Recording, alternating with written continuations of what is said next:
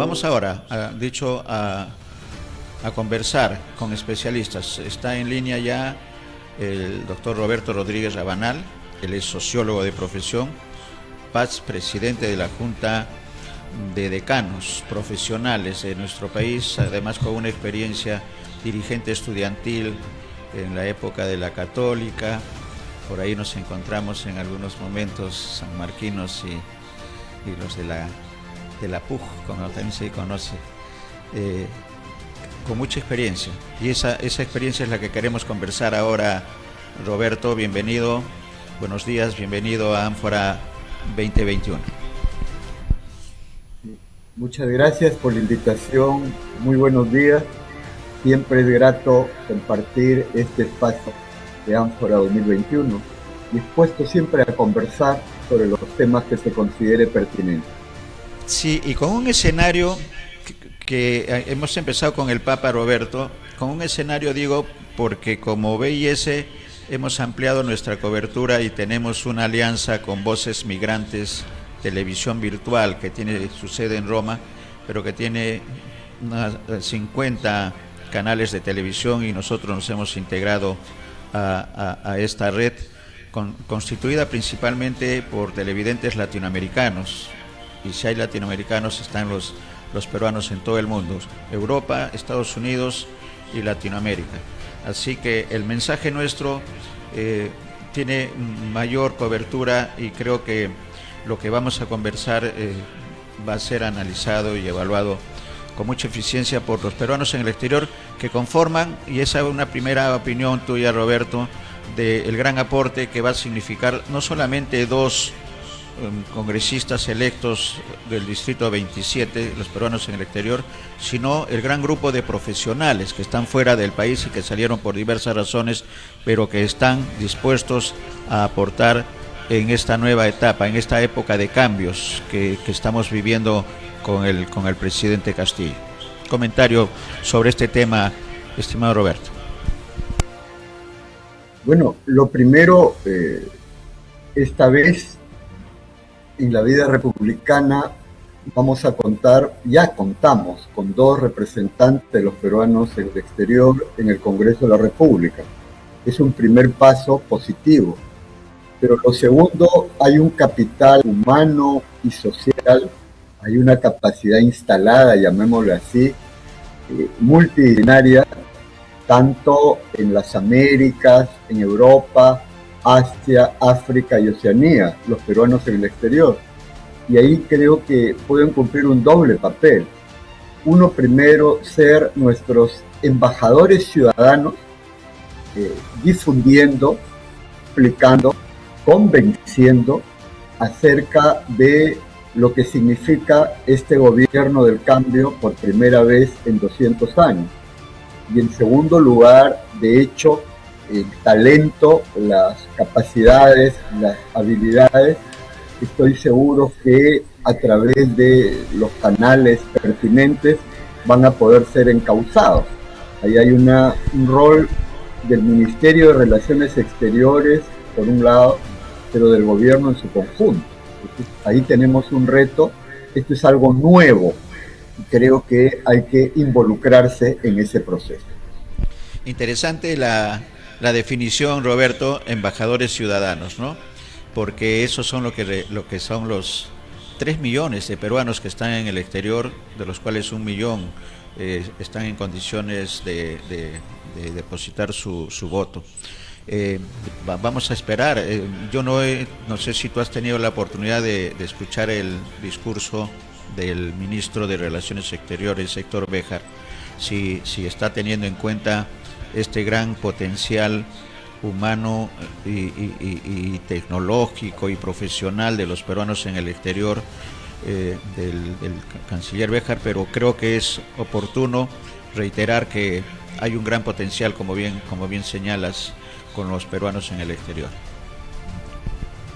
Bueno, yo no he escuchado el mensaje, he estado en otra actividad, he leído un resumen del mismo, me ha llegado ahora el texto completo, que lo voy a leer en las próximas horas, Pero más allá de que esté explicitado específicamente o no el tema materia de esta parte del diálogo, sí la visión de conjunto va a facilitar que se encuadre el rol de los peruanos en el exterior en las dimensiones de embajadores, ciudadanos, difusores, y por otro lado el capital humano y social, los talentos que pueden contribuir a las políticas públicas y a la gestión de gobierno. De eso sí estoy seguro, más aún tratándose de mi colega y amigo Héctor Béjar, que le va a dar lustre a Torre Tagle, así como en su momento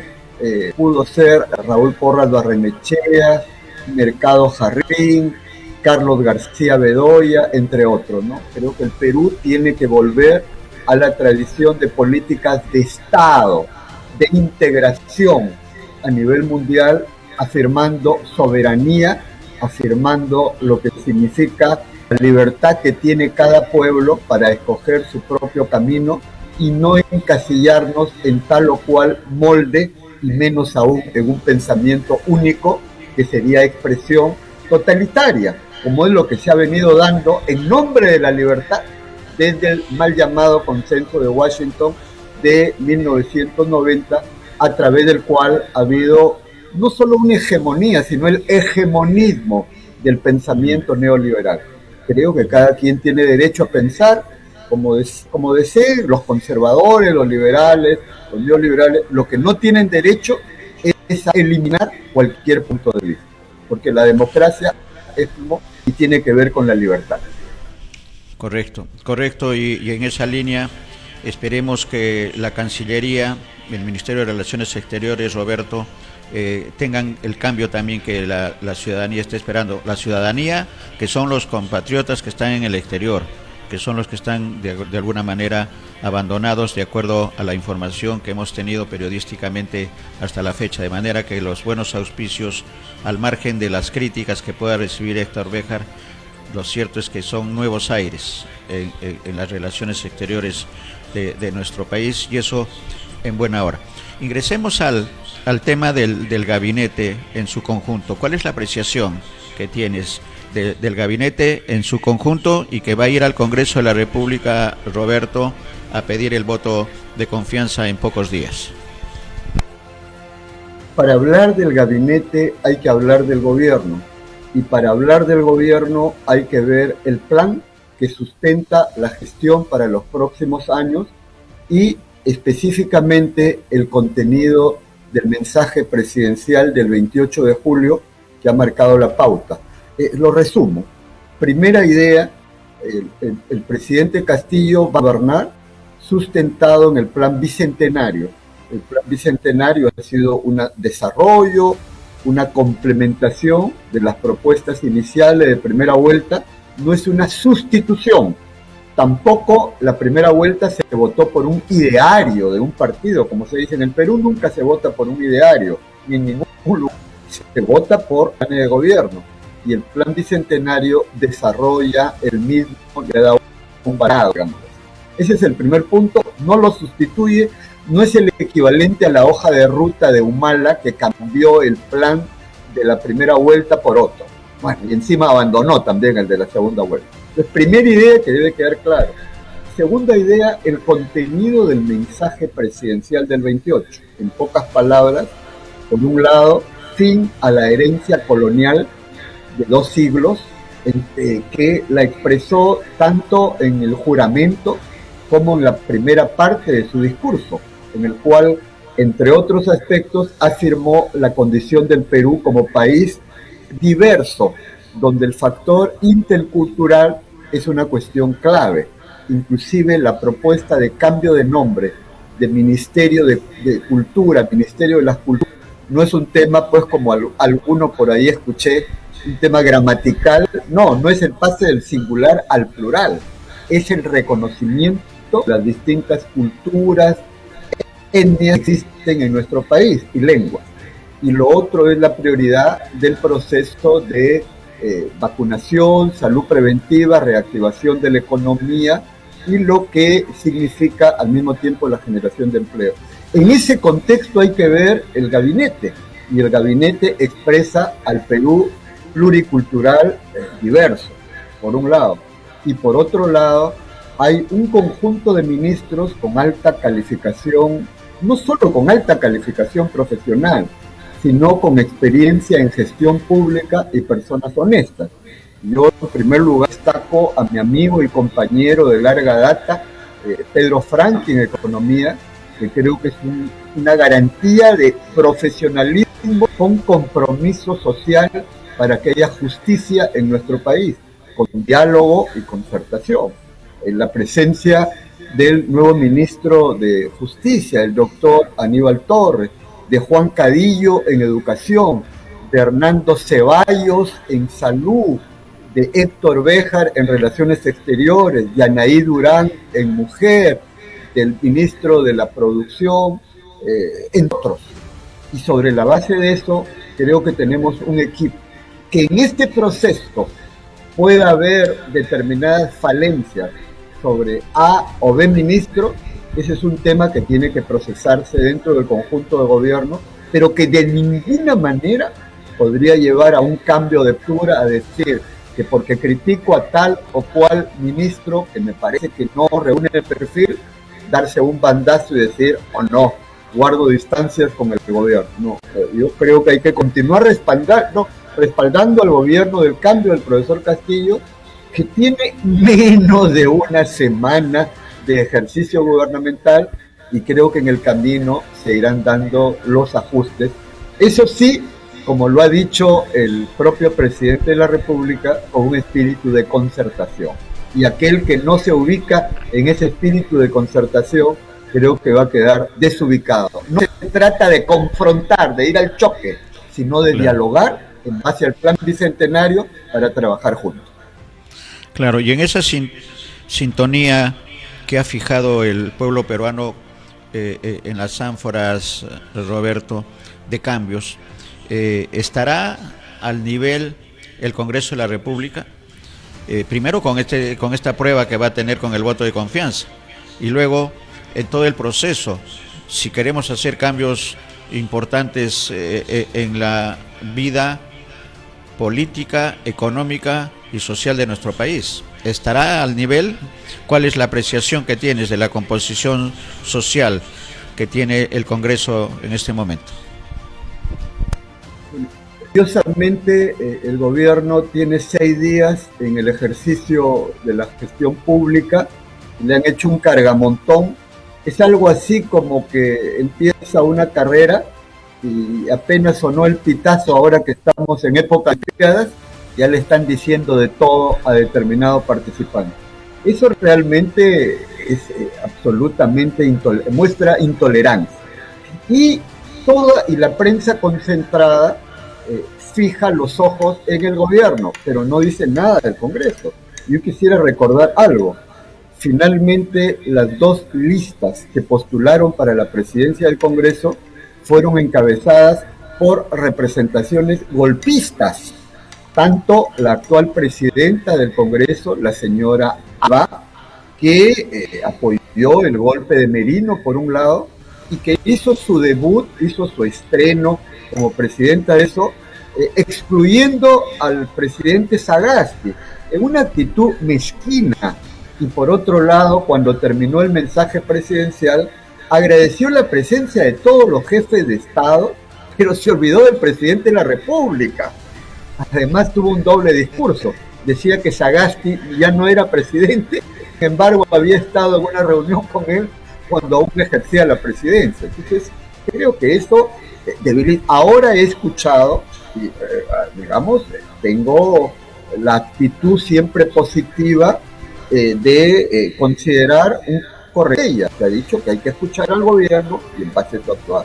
Pero por otro lado, la muestra de intolerancia mayúscula, no del almirante, que siempre se equivocan, el almirante es Miguel Grau, es el vicealmirante Montoya, golpista, que firmó la carta de sujeción, se arrodilló ante Montesinos, y que un poquito de Memorec, ¿no?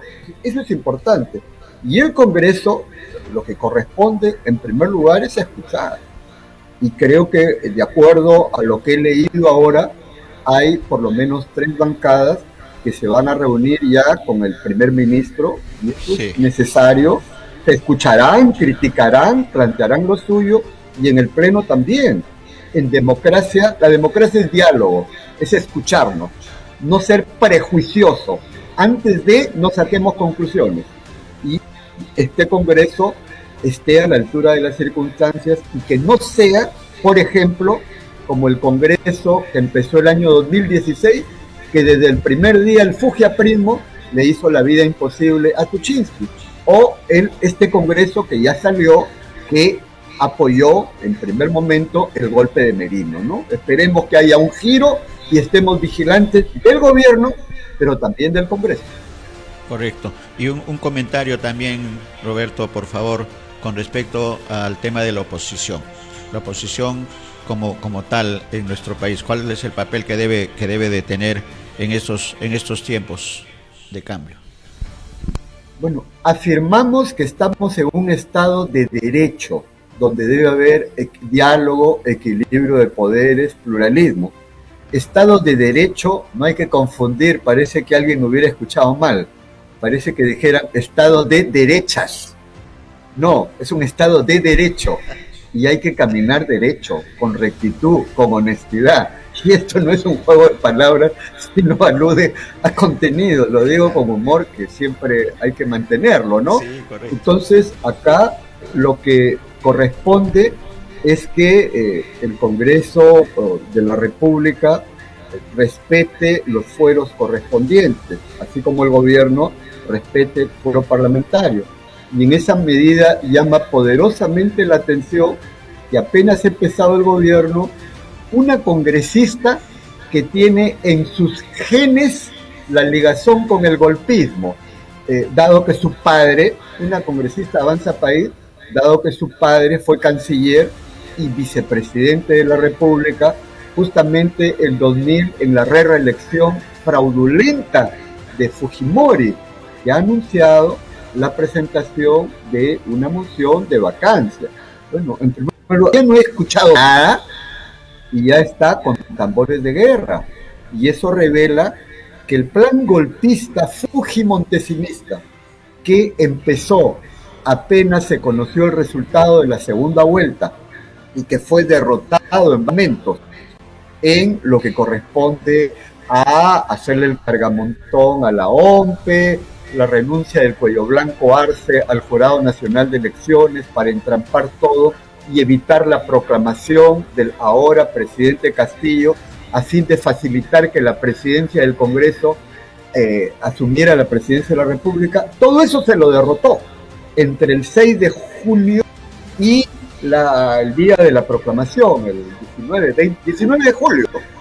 Y en base a la movilización social, popular, el rol del Frente Nacional por la Democracia y la Gobernabilidad, pero seríamos ingenuos de creer que los golpistas ya se fueron de vacaciones eternas. No, están conspirando, están actuando, y el peligro del golpismo está presente, y por lo tanto el presidente Castillo tiene que gobernar en democracia, pero que sepa que tiene el apoyo social, popular y ciudadano de quienes vamos a estar dispuestos a defender al gobierno del pueblo a todo nivel, y vamos a estar apoyándolo, pero también dialogando y vigilando cualquier actitud que no corresponda o que se condiga con el plan bicentenario, con el mensaje presidencial.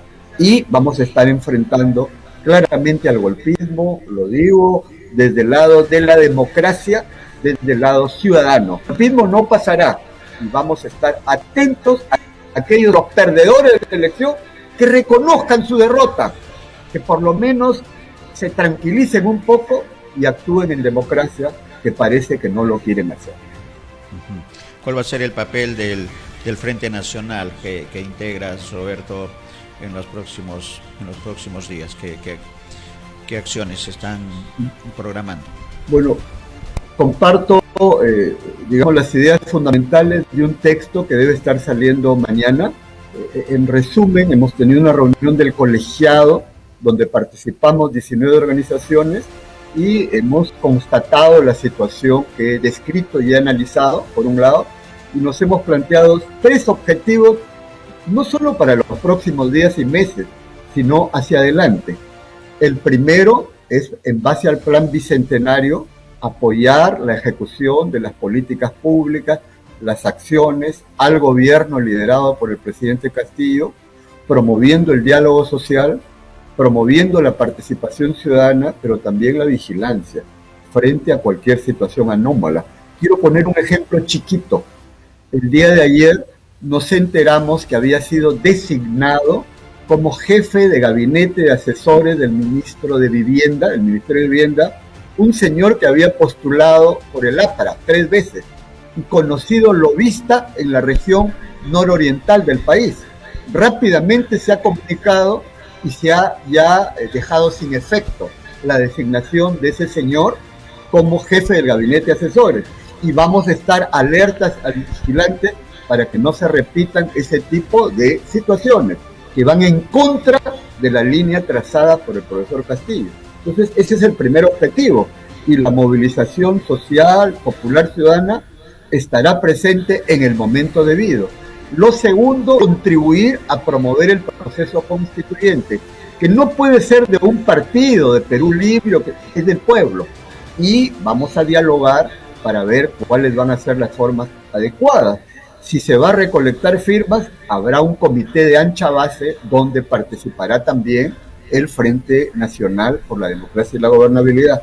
Y lo tercero, a partir de esta semana ya hemos empezado el proceso de organización distrital, provincial, regional y sectorial del Frente y marchamos de acá a unos 45, 60 días a un congreso fundacional donde tracemos el derrotero hacia adelante para los cambios profundos, para el desarrollo en democracia y para garantizar la gobernabilidad desde la ciudadanía. Eso es, en pocas palabras, los 3 objetivos trazados y en eso estamos.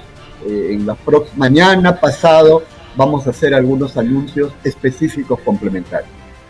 Correcto. Vamos a estar atentos entonces a esos anuncios. Si no nos das ninguna primicia en este momento, vamos a estar atentos a esos anuncios, Roberto. Muchas gracias, Roberto. Salvo que haya algo que puedas anunciar. Adelante. Sobre lo último, por una razón ética, no puedo dar ninguna primicia porque falta la reunión siguiente y ahí tenemos que acordar. Parte de la labor del colectivo que haga honor a su nombre es decir lo que se ha acordado. Yo como individuo no contarme con respeto a las otras 18 organizaciones que forman parte del Frente. Eso es democracia, eso es trabajar en equipo, esa es institucionalidad, no dispararse individualistamente. Un gran abrazo y muchas gracias. Igual, muchas gracias. Vamos a estar atentos entonces para conversar cuando esté el documento oleado y sacramentado. Muchas gracias, Roberto, un abrazo también.